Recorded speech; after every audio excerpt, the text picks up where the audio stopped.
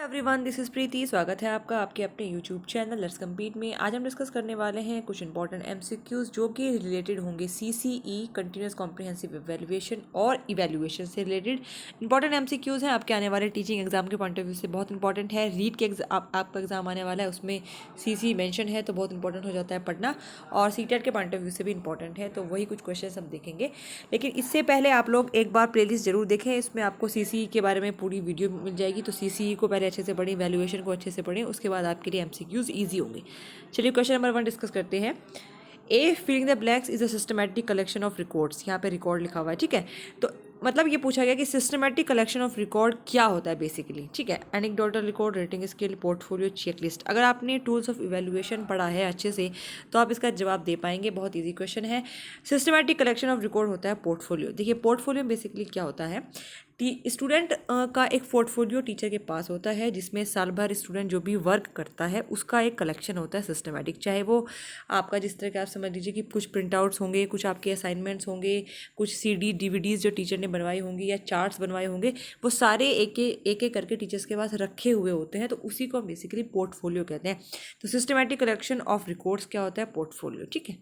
चलिए next question देखते हैं। कॉम्प्रिहेंसिव इन सीसीई मीन्स, ये पूछा गया है कि कॉम्प्रिहेंसिव जो शब्द आता है सीसी के अंदर, कंटिन्यूअस कॉम्प्रिहेंसिव इवैल्यूएशन, बेसिकली वो होता क्या है, क्या क्या चीज़ें उसमें इंक्लूड होती हैं। देखो, स्कोलास्टिक एरिया कॉम्प्रिहेंसिव का मतलब होता है, को स्कोलास्टिक एरिया मतलब होता है बोथ या फिर लर्निंग।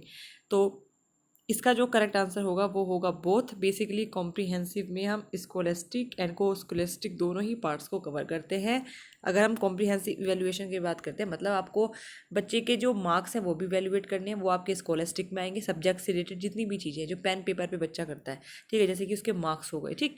जबकि को स्कोलास्टिक के अंदर आपको वो चीज़ें जो है इवैल्यूएट करनी पड़ेंगी जो कि आपके पेन पेपर मतलब किताबों से हट के जो चीज़ें, जैसे कि बच्चे का मोरल डेवलपमेंट कितना है, सोशल डेवलपमेंट कितना है, कितना वो खेल कूद में पार्टिसिपेट कर रहा है, कितना अदर करिकुलर एक्टिविटीज़ में पार्टिसिपेट कर रहा है, तो वो सब आती हैं को स्कोलास्टिक एरिया के अंदर।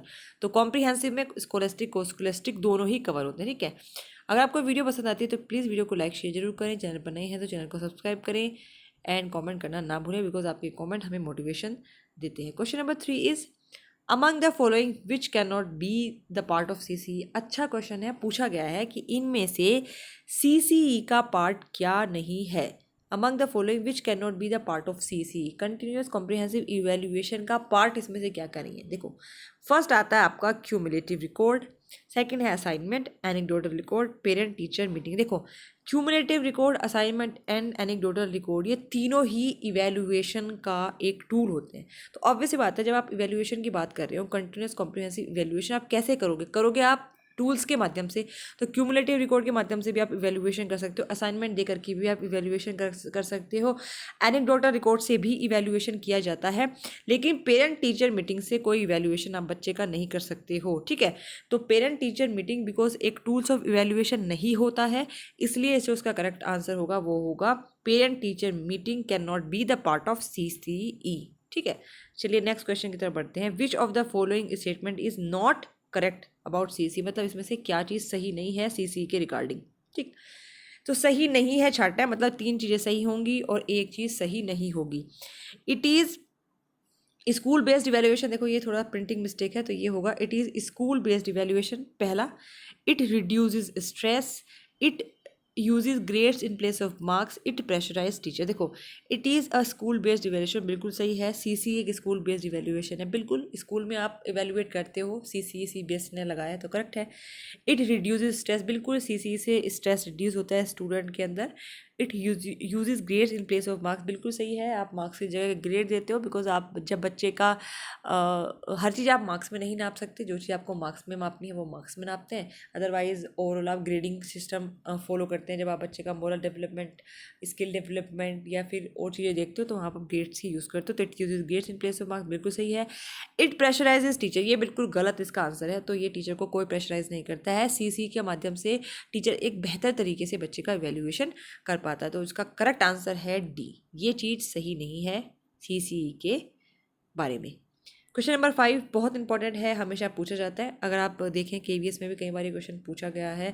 In CC formative and summative assessment totals 2, मतलब फॉर्मेटिव और समेटिव असेसमेंट कितना कितना करना होता है बच्चे का, ये इंपॉर्टेंट है होता है। परसेंटेज आपको ध्यान रखनी है। तो इसका करेक्ट आंसर होगा ऑप्शन नंबर ए 40% है 60%, मतलब 40% जो आपको असेसमेंट करना है वो फॉर्मेटिव होगा और 60% असेसमेंट होता है आपका समेटिव होगा। ये आपको ध्यान रखना है। इसी तरीके से आपको ध्यान रखना है 40-60। कई बार बच्चे थोड़ा सा उल्टा याद रख लेते हैं, तो आपको बस ये आपका तरीका, जो भी टेक्निक आप यूज़ करें याद करने में, तो याद रखें 40% फॉर्मेटिव और 60% समेटिव। एफ से आप याद रखें, F for formative, F for 40, ठीक है। तो ऐसे आपको याद रहेगा 40 और S for summative, S for 60। तो ये टेक्निक से आप याद कर सकते हो। तो 40-60, ठीक है। 40% फॉर्मेटिव असेसमेंट का पार्ट होता है और 60% समेटिव असेसमेंट का। Next question, unit test indicates. Unit test क्या इंडिकेट करता है? Continuous assessment, periodic assessment, both, none of the above. देखो कंटिन्यूस असेसमेंट, अब ऑब्वियसली बात है यूनिट टेस्ट में कंटिन्यूस असेसमेंट भी आएगा और पीरियोडिक असेसमेंट भी आएगा। पीरियोडिक असेसमेंट भी होता है यूनिट टेस्ट बेसिकली जब आप पीरियड्स के अंतराल पे करते हो, और एक इससे एक तरह का कंटिन्यूस असेसमेंट भी होता है। तो इसका जो करेक्ट आंसर होगा वो होगा बोथ, ठीक है। It indicates continuous as well as periodic assessment. Question number 7 is in CCE evaluation is. देखो बहुत बढ़िया क्वेश्चन है, सिंपल क्वेश्चन है, इससे बेसिक कुछ हो नहीं सकता। सीसी में इवेल्युएशन कैसा होता है? कंटिन्यूस होता है, कॉम्प्रिहेंसिव होता है, बोथ या नन ऑफ द अबव। तो देखो कंटिन्यूस एंड कॉम्प्रिहेंसिव दोनों तरह का इवेल्युएशन होता है सीसीई में। अगर आप सीसीई की फुल फॉर्म समझेंगे तो कंटिन्यूस एंड कॉम्प्रिहेंसिव ही होता है, सतत एंड व्यापक। तो सतत एंड व्यापक मूल्यांकन करते हैं जब हम बात सीसीई की करते हैं, तो उसका जो करेक्ट आंसर होगा वो होगा बोथ, ठीक है। चलिए नेक्स्ट क्वेश्चन देखते हैं। Running and written description of actual example of behaviour of students as observe by teacher is. कहने का मतलब ये है कि एक टीचर एक बच्चे का बिहेवियर को ऑब्जर्व करता है और उसको लिखना शुरू करता है रिटन डिस्क्रिप्शन में। जैसे कि अगर एक बच्चा क्लासरूम में पढ़ते वक्त उसका ध्यान इधर उधर जाता है, वो पढ़ते वक्त वो कुछ अनयूजुअल एक्टिविटी करता है, लड़ाई कर रहा है या कुछ भी कर रहा है, तो टीचर क्या करेगा, उसको एक छोटे से नोट की तरह से लिख लेगा। तो इसी को हम बेसिकली एनेक्डोटल रिकॉर्ड कहते हैं, ठीक है। और ये इमीडिएटली ऑन द स्पॉट लिखा जाता है बच्चे की बिहेवियर एक्टिविटी को देखकर। तो ये पूछा गया तो इसको क्या कहते हैं? इसको हम एनेक्डोटल रिकॉर्ड कहते हैं। अगर आपको टूल्स ऑफ इवैल्यूएशन पे एक वीडियो मैंने बनाई है, वो जब आप देखेंगे तब आपको सारे टूल्स ऑफ इवैल्यूएशन समझ आएंगे। तो आपको कोई प्रॉब्लम ऐसा सच होगी नहीं इन क्वेश्चंस को लेकर के, ठीक है।